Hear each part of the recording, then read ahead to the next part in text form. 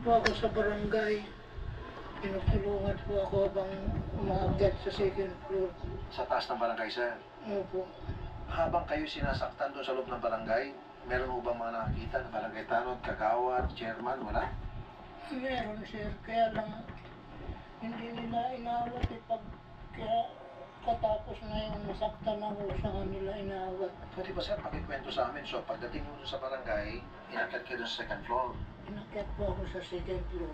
Pagkatapos pinaupo ako sa bangko. Sino po nagpaupo sa inyo, sir? Barangay tanod.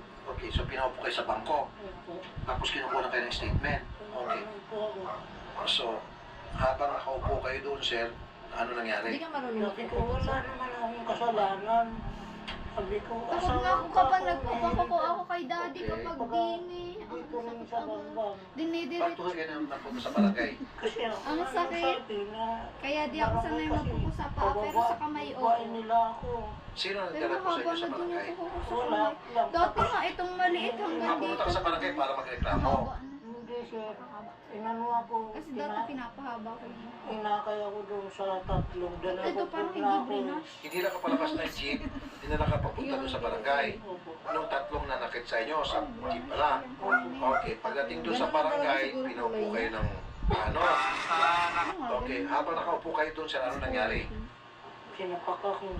Sino po nanapa? Yung tatlong nagkaakay sa inyo, Hindi, iba na. iba na. Tatay ng...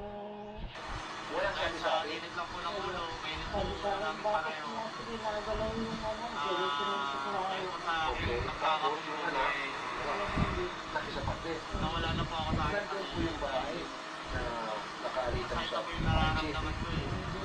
Ano ginagawa? Kami na kumisa lahat, sir. Kami na kumisa. Sinasaktan doon. Mamadali lang naman po talaga ako na, sir. May Walang nakakasan tawa. po ako. Hindi na, hindi ko na po Ah, alam. sige.